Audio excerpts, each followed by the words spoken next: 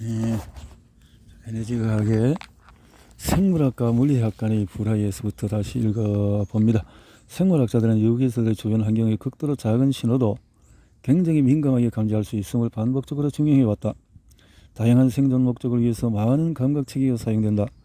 유기체들은 지리적으로 자신들의 위치를 알아내고 방향을 맞추기 위해서, 생체 리듬을 설정하기 위해서, 먹이와 포식자를 찾거나 짝짓기를 위해서 계절 변화, 기후, 전선, 태풍, 토네이도, 지진과 같은 기상학적인 변화와 지구 변화를 예측하기 위해서 에너지 신호를 사용한다.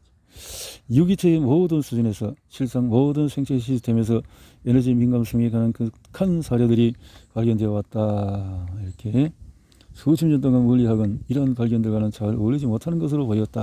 넘어가서 딜레마 해결은 더 큰 자극을, 더 큰 반응을 일으켜야 한다는 단순하고 명백한 논리를 생체 시스템이 철저히 거부한다는 것이 면밀히 연구를 통해서 밝혀졌을 때 이 물리학 생물학 딜레마가 해결되었다.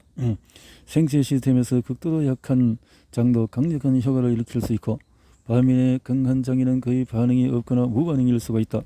논란의 과정에서 전환점이 오게 된 계기는 위트 신경과학 연구 프로그램의 과학자들이 내린 다음과 같은 결론이었다.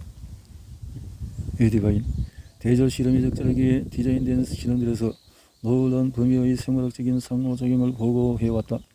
매우 약한 전기장이 생물학적인 효과를 이야기한다는 사실은 이러한 장들을 탐지하고 그것들을 고준위의 잡음과 분리해낼 수 있는 특별한 효율적인 메커니즘이 존재함을 암시한다.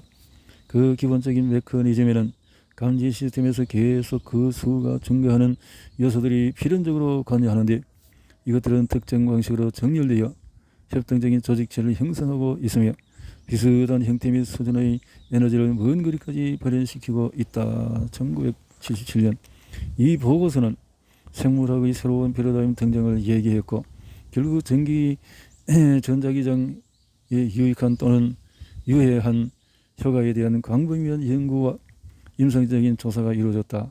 우리는 이제 세포와 조직이 고도의 비선형적, 비평형적, 심리적, 간섭적 시스템이고, 주파수와 강도 측면에서 매우 특정한 대역에 반응할 수 있음을 알고 있다. 1990년 임상적인 적용. 생물학 연구자들은 치유를 촉진하는 위세 전류를 조직 내에서 유도하기 위해서 유기체 외부에서 육개학의 맥동자기장을 이용해서 시험해왔다. 세포 반응을 유발시키는 데 필요한 에너지의 주파수 및 세기는 매우 좁은 범위에 있다는 것이 일관된 관찰 소견이었다. 1978년 골절 분류합에 대한 광범위한 연구 결과 다음과 같이 표현하기 이르렀다. 배터리가 방전된 차에 점프 시동을 걸면 다시 작동하듯이 분류합 부위의 맥동 전기장을 적용하면 40년 동안에 치유되지 않은 환자에서도 중지된 치유 과정이 재활성화될 수가 있다. 1995년 이렇게 주파수, 전력 대역, 주파수 전력 밀도 대역, 주파수 반응. 신체 외부로부터 유도된 마이크로 암페어 전류는 자연적인 치유 반응과 유사한 방식으로 뼈 형성 세포를 동원함으로써 치유 과정을 재개한다. 장 효과는 좁은 전력 주파수 대역에 국한되어 매우 특이적이다. 장 효과. 유도 전류가 너무 크면 조직의 복구보다 괴사를 촉발한다. 그리고 골치유 펄스의 특성들은 골괴사 펄스의 특성들과 다르다.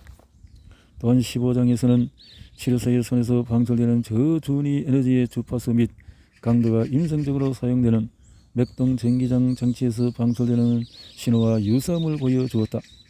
의학 연구자들은 세포막으로부터 핵막을 거쳐 유전 물질까지 일련의 신호 전달 과정이 맥동 전기장 치료로 촉진됨을 보고해 왔다.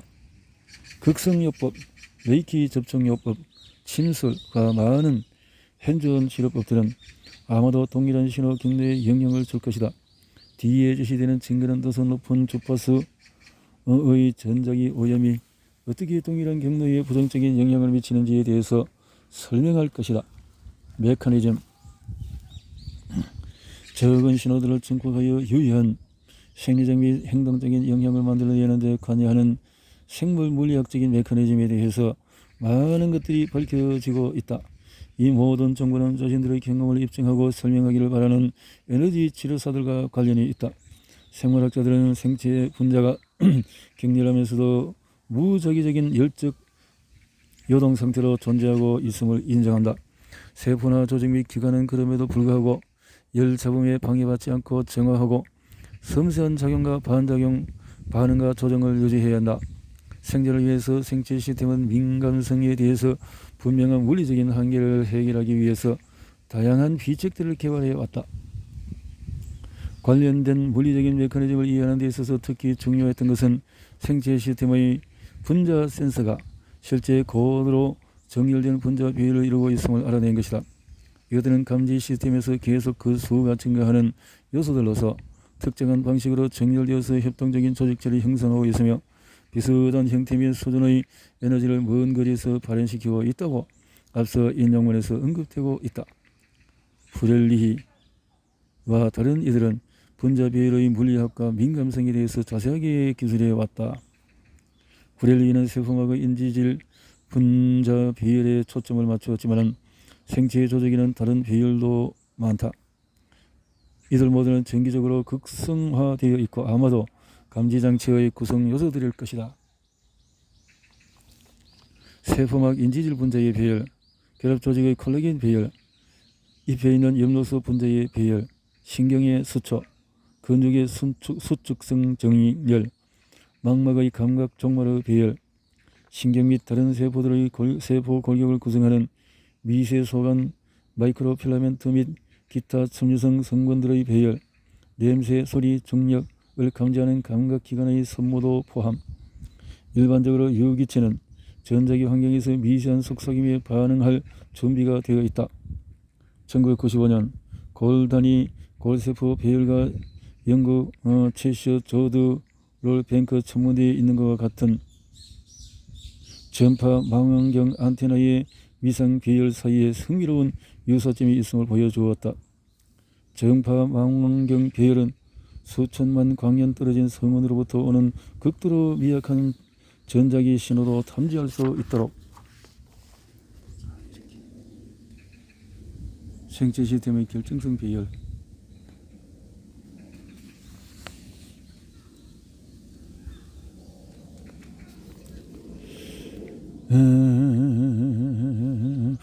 바이오 센서는 지금부터 우리는 자연에서 발견되는 특수 감각 시스템들을 살펴볼 것이다. 망막은 인체에서 가장 놀랍고도 철저하게 연구된 감각기는 눈이다. 망막은 단백질과 빛을 흡수하는 로돛신을 함유하고 있다. 여전히 진행 중인 한 면밀한 연구는 로돛신 분자가 그 역할을 수행하기 위해서 어떻게 설계되었는지를 보여준다. 단일 광자가 분자 구조를 크게 변환시키는 방식으로 에너지가 그 구조물에 저장이 된다. 이러한 변화는 일련의 화학 반응과 망막막대의 세포막을 통한 나트륨 이온의 유동 그리고 시신경에 의해서 내로 전달되는 전기 신호를 유발한다. 실제로 각 광자의 흡수는 여러 번 증폭되어서 신경 임펄스를 일으킨다.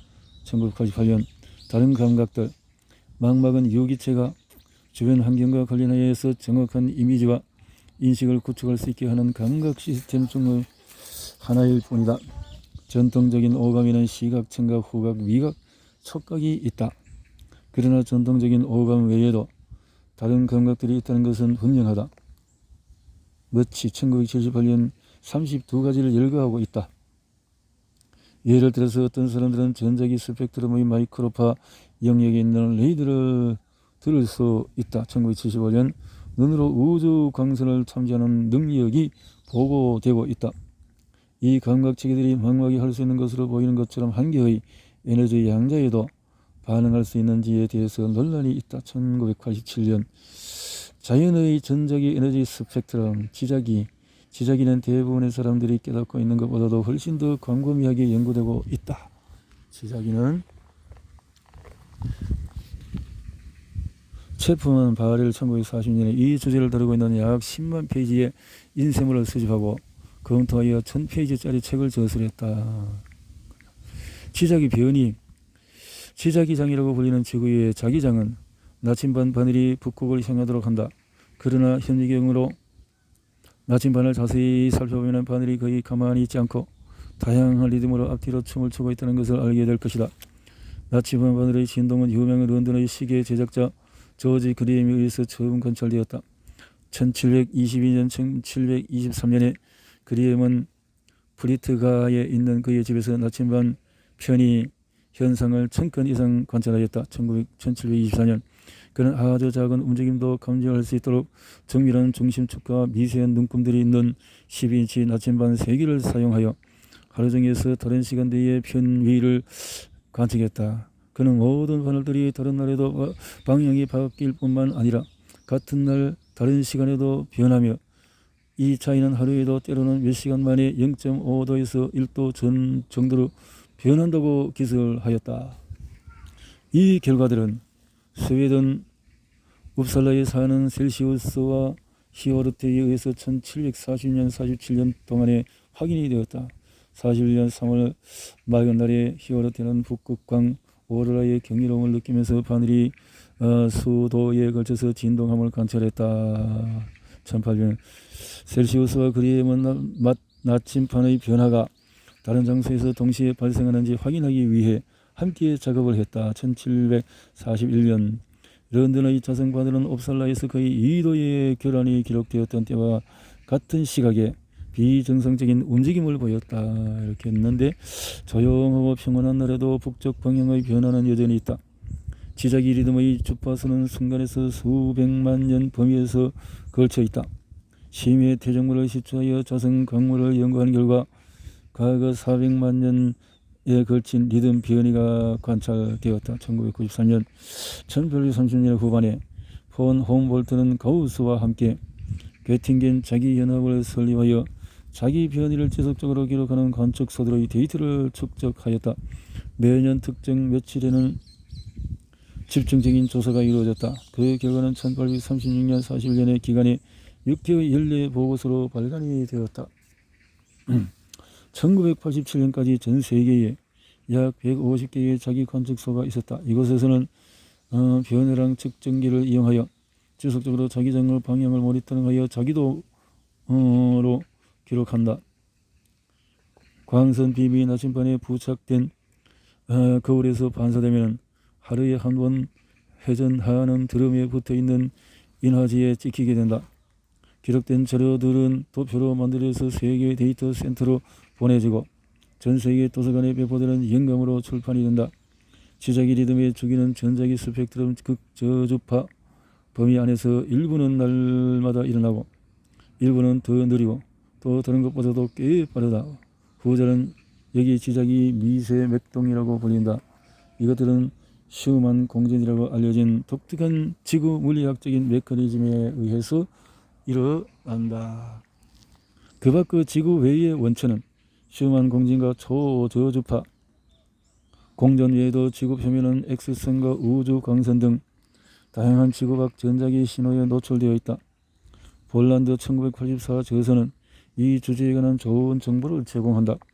우리는 슈만 공전과 초저주파 공전을 설명하였는데 왜냐하면 생물학적으로 미칠 수 있는 영향에 대하여 가장 광범위한 연구가 이루어진 현상이기 때문이다. 지구 유해파 많은 탐사기들이 민감한 자력계나 다우증을 이용하거나 또는 동물들을 관찰함으로써 특정한 병원성 장소에서 지구 복사가 발생하는 것을 확인해왔다. 전통적으로 유럽에서는 집을 짓기 전에 양떼를 관찰한다고 한다. 양들이 밤에 눕는 자리에 지구 유해파가 없을 것이므로 주 침실을 위해서 최적의 자리가 된다. 다우저들은 양이 대부분의 포유 동물처럼 고양이는 제외 본능적으로 지구 유해와 구역을 피하는 법을 알고 있다고 생각한다.